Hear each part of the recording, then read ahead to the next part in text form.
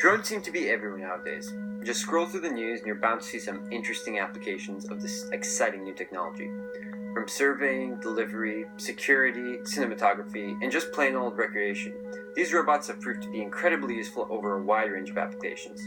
Even our favorite science fiction movies are loaded with depictions of useful flying machines, so it's just a matter of time before we try to bring them in the real world. I first got interested in drones in early 2016. I'd seen them on the news and on the internet for quite some time, and I eventually decided to get my feet wet. I've always loved RC, so I thought this was a really cool advancement in technology that I'd like to try.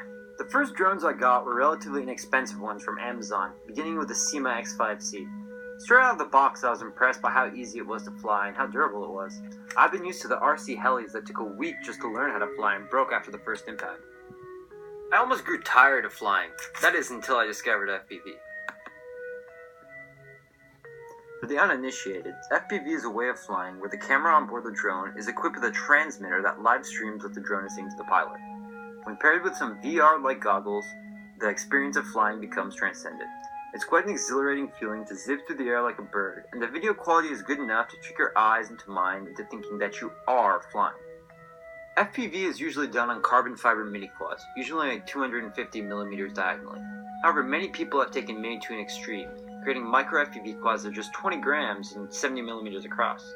One such model is the Blade Inductrix, the basis for the Tiny Whoop, which served as the inspiration for my micro quad. By taking advantage of light brush motors which don't require heavy external ESC, the Inductrix is able to carry an FPV cam and still move through the air with agility for about 2 to 3 minutes. Although I love the Inductrix for indoor flying, there were certain setbacks that really put a limit on how far this quad could go. For one, the motors in the Inductrix made it almost impossible to fly even in a small breeze, as it just kicked around like a tumbleweed. The camera was also not of great quality. By far, the biggest issue was definitely the common connectors with the Inductrix, the Molex Pico Blade. For some reason, the micro community has chosen the Pico Blade as the most popular and widely available battery despite one huge downfall. Although 3 to 4 minutes of flight is typical for a new Pico Blade LiPo, after a few weeks of flying with a battery, it starts to produce shorter and shorter flight times until it eventually becomes a ghost of its former self. As I started to look into this, it turns out that LiPo chemistry was actually very good, easily able to undergo hundreds of cycles, so something else had to be the issue. After hunting down the spec sheet from the manufacturer, it shows that the female pins on the Pico Blade connector are only rated for 30 mating cycles before they can no longer carry the necessary current. This is from the contact resistance created by the wear and tear of the female pins. As I set out to design my quadcopter, I sought to create a micro that would perform as well and even better than the Inductrix. I wanted it to be usable outdoors, have long range, clear video, extended flight time, and of course, it had to be fast. In order to improve the speed, lift capacity, and outdoor handling, I first started to increase the motor strength. Although many micros use 6mm brush motors, I chose to step it up and go for 8.5mm motor that had a bit more kick to them. I also wanted the highest kV rating I could find, so I decided to go with the Micromotor Warehouse Black Edition motors. They're a little pricey, but they're cheaper than the brushless motors, especially considering when no ACs are needed. The manufacturers recommended 55mm prop, which I ended up using, as 65mm props were too intensive and 35mm props were too weak. Most micro boards come as they are, and there's no easy way to tune or adjust any flight characteristics beyond simple trimming. I wanted the ability to actively tune my drone, so I decided to use the new B-Drone B-Brain as my flight controller. The B-Brain is a Naze-style micro FC designed for brush motors. It had really good reviews in the online community, so I decided to give it a try. What's great is that it has a USB port through which you can easily configure the board in either CleanFlight or Betaflight, both of which are free and open source softwares that are fairly simple to use and have a strong online support community.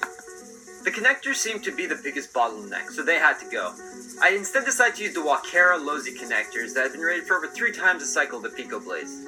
I bought the batteries from mylipo.us as they had been prolific in the online microquad community, and I had only good experiences with their products. Typical Inductrix batteries are 205 mAh and run for about $4 to $8, but I was able to get 600 mAh batteries for only $3.50 each since they're not particularly popular. Finally, I wanted a truly immersive, unhindered FPV experience, which necessitated a good video stream. On the goggles side, I've been using the Fat Shark Dominator V3s. These are pretty high-end, so I didn't see much room for improvement here. I could, however, improve the camera and video transmitter. Most transmitter are 10 or 25 milliwatts, range between $30 and $50, and come mechanically bound to the camera. These cams have about a 20-meter range, which is great for indoor flying, but really unsuitable for outdoors.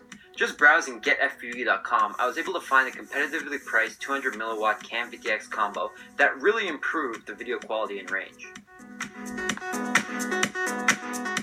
Now with all my components chosen, it was time to design the frame. Because of the 55mm props, I decided to go for a Pure X, a 100 to 110 size micro. Using SolidWorks, I started my design process by adapting larger quads and smaller quad models that I already had, taking inspiration from the 250 size mini quads, as well as the Inductrix frames I had built in the past. I tried to take elements from both size classes in order to get the best of both worlds. A big limiting factor on the weight optimization was the USB port on the back of the V-Brain board, which necessitated the plate be at least 3.5mm thick if I was going to have the battery on the bottom side of the plate. After I settled on the design, I used the 3D printers at my college to rapidly manufacture the necessary components. It took a few tries and a bit of design refinement before I got it down right, but once it was done, I was in love. I believe my drone is an improvement on the commercially available Inductrix. The V-Brain allows for multiple flight modes and increased range, while the motors have the capacity to handle crazy maneuvers. The upgraded cam definitely made a huge difference. It provided better range, penetration, and there was less loss in transmission. The battery change also paid off, as my batteries were able to get me almost 5 minutes of really powerful flight, which would make any Inductrix pilot super jealous. All in all, I'm very satisfied with the outcome of my quad, and I couldn't think of many ways to improve it, other than, of course, more powerful equipment. In the future, I'd like to experiment with different 3D printed materials and methods in order to try to minimize the quad weight. I'd also like to try one of these quads with the micro brushless motors, as the advent of 4-in-1 ESCs make it a viable possibility.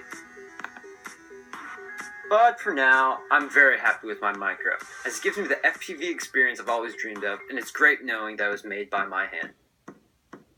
Thanks for watching my video, and where I highlighted the improvements I made to my quad. I hope you enjoyed it, and until next time, happy flying.